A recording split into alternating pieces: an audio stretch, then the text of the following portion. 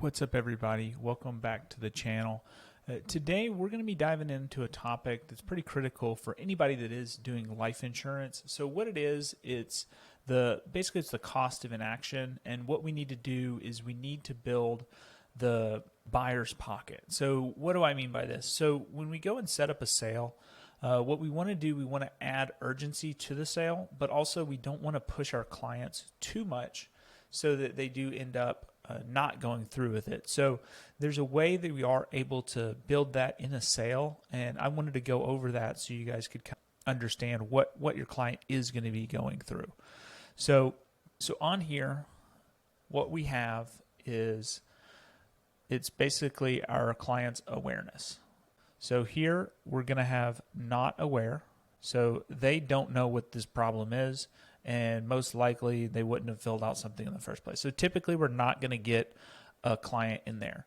Now here we're going to have over here, which would be too much awareness. Now what happens over here is they actually become overwhelmed when you are on that sales call. So we don't want to build it up too much, because what we're looking to do is right in here, and I got this from Matt Ryder, it's called the buyer's pocket. So right there is where they're going to feel most comfortable purchasing life insurance or anything like that, just because there's enough of a need, but it's also not as pressing to where they're going to put this off or think that it is going to be too much. So what we're doing is we need to build it up. So when you're on the call and you're looking at this, basically what it looks like is as you're on the call, you're going to be talking to them, and their need is going to continue to go up. But what you're going to have to do is, as you continue to build that and expose stuff, you're going to have to crash them back down. So what that would look like is, given that everything that you have, what are you going to do in the event of something happens? You're hitting them. You're going to have to hit them with reality, whether you're doing FEX or mortgage protection. Typically, I do that on the financial inventory for myself. So going over our finances. Right here, if something doesn't happen, if you don't have something in place, is she going to be able to stay in the home? And most of the time when I get to that financial inventory, right, it's going to be a no. And so what that's going to do, it's going to tee me up to completely be able to get that application through, because it's going to hit them with enough reality that they're going to want to go through. But on the flip side, if you go too hard on financial inventory, building the need, anything like that, what ends up happening is, I'm sure you guys have seen, they're going to end up just becoming completely overwhelmed, and they're not going to go through with it. Because again, people don't like change. So if you smack them in the face with too much reality, what's going to end up happening on the call is they're going to need to think about it, and they're going to just leave, right? They'll just leave the meeting. So going back up here, so what we want to do is to build this portion and be able to do it more casually. So typically, if I'm starting off the sales call, what I'm going to do first, I always do my licenses, just because it's going to help with credibility when I do the application later.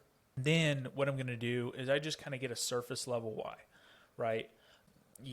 Why are we on this call today? Something like that, just more casual. And typically what's going to happen is they're going to give me some sort of a response. So what that's going to do, it's going to move them this way, right?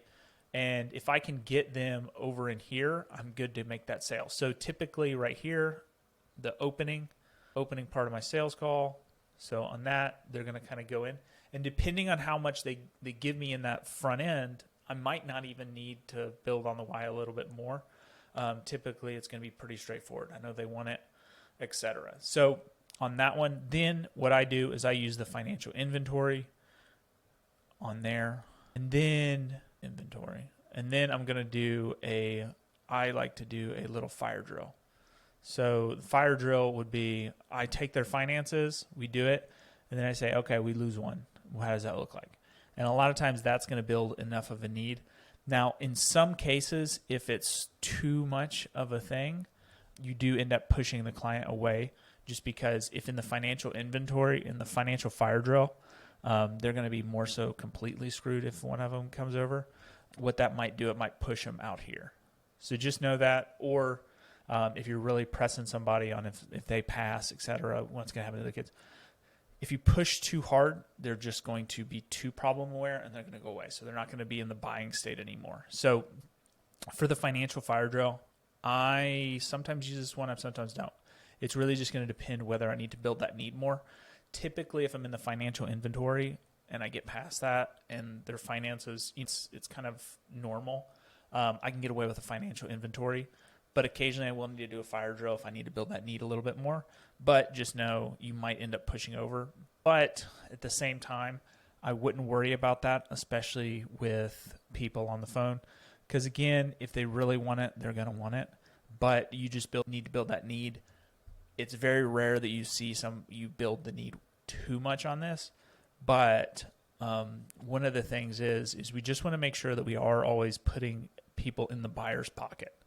So make sure on your calls that you are just putting that in there to where you can kind of get a gauge and you'll start to understand like, hey, this person's ready to buy now. And that's how you're going to utilize the buyer's pocket in your presentations.